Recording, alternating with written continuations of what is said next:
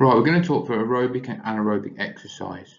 So depending on whether the body uses oxygen or not in order to perform physical activity, determines if the activity is aerobic, which means with oxygen, or anaerobic, which is without.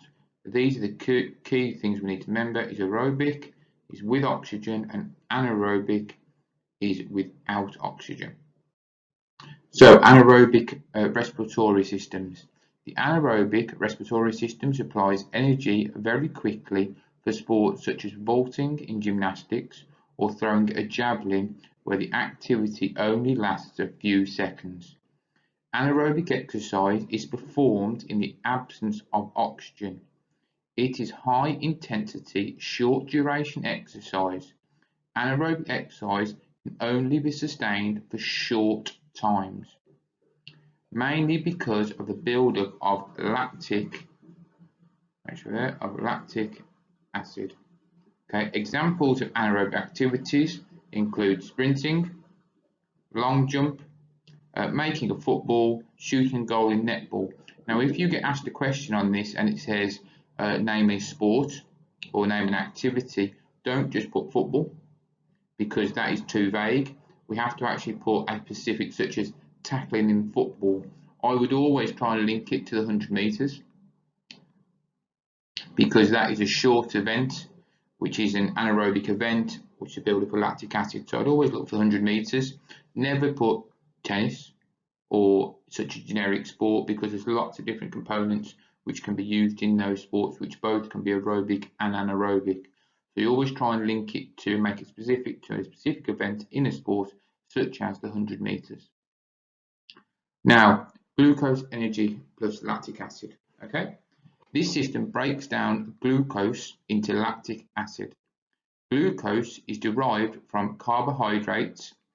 It produces energy very quickly. Now we talk about carbohydrates in the dietary nutrition video. Okay, carbohydrates are, we can have quick releasing carbohydrates, we can have slow releasing energy carbohydrates. So carbohydrates is that key of where the body gets their energy from. But we talk about that in the nutrition video. Okay, the lactic acid energy systems produce the majority of energy for moderate to high intensity activities such as running 400 meters. However, lactic acid is a fatiguing byproduct of the energy pathways and causes pain and discomfort. So there causes pain and causes discomfort in the working muscles. It is for this reason that the winner of 400-meter race is typically the athlete who doesn't slow down the least. Okay, who slows down the least. Now, the most important bit here is they might ask what are the effects of lactic acid. We've got pain, we've got discomfort, we've also got a reduction in performance. So your performance levels deteriorate with lactic acid. So we're looking at oxygen debt. So oxygen debt is the lack of oxygen that is it is the lack of oxygen and the buildup of lactic acid that causes fatigue. The anaerobic systems require oxygen to restore them, which is called an oxygen debt. After taking part in exercise, a person continues to breathe more deeply and rapidly than when at rest to take in additional oxygen to repay the oxygen debt. The oxygen is then used to break down lactic acid to carbon dioxide and water, replenish the creatine phosphorus stores. So pretty much keep it quite simple. Your oxygen debt is when you work really, really hard and you get tired and you have to breathe in more deeply, your body needs more oxygen. So it's that breathing in more deeply to try and get more oxygen into your lungs, into your blood in order for our hemoglobins to go to our muscles in order to replenish those oxygen stores. Okay, so it's really oxygen debt is when you're really out of breath once you've exercised. So aerobic respiration, so this is looking with oxygen. So aerobic respiratory system is responsible for producing the majority of our energy while our bodies are at rest or taking part in low intensity exercises for long periods of such time as jogging or long distance cycling. Aerobic exercise takes place in the presence of oxygen. It is low intensity, longer duration exercise. Aerobic exercise can be sustained for prolonged periods of time because there is a lot of glucose available and no great buildup of lactic acid.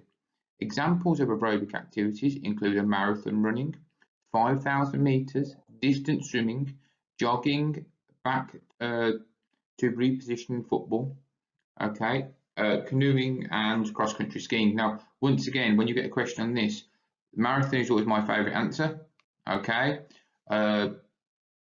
Once again, don't be generic. I've had people in the past put weightlifting. Well, in weightlifting, it can be explosive, it can be a long time. So it's one of the ones that make sure you pick an activity and be specific to it, such as marathon running. Here, where it talks about distance cycling, the key word is distance. I've had some people in the past put cycling, but obviously cycling, you can sprint cycling, you can have long distance cycling. You've got to make sure you're specific with your answers and pick something such as the marathon, which is quite clearly a long distance event. Now, aerobic exercise, so with glucose plus oxygen, that's the key. We've now got oxygen is being used, where the other one there was no oxygen being used. Glucose plus oxygen, okay. Energy, water plus carbon dioxide. Glucose from carbohydrates, that's that key again, getting our energy levels from our carbohydrates, and fats supply the energy for the aerobic energy systems and can supply energy for long periods of time. Carbohydrate food sources include rice, bread, potatoes, bananas, and energy drinks. Fat food sources include oils, cheese, milks, and nuts, but all that is also covered in the nutrition and diet video. So here's some exam questions. These are the ones from the last couple of years. Have a go at them and bring them to class, and we'll see how you get on. Right, thanks.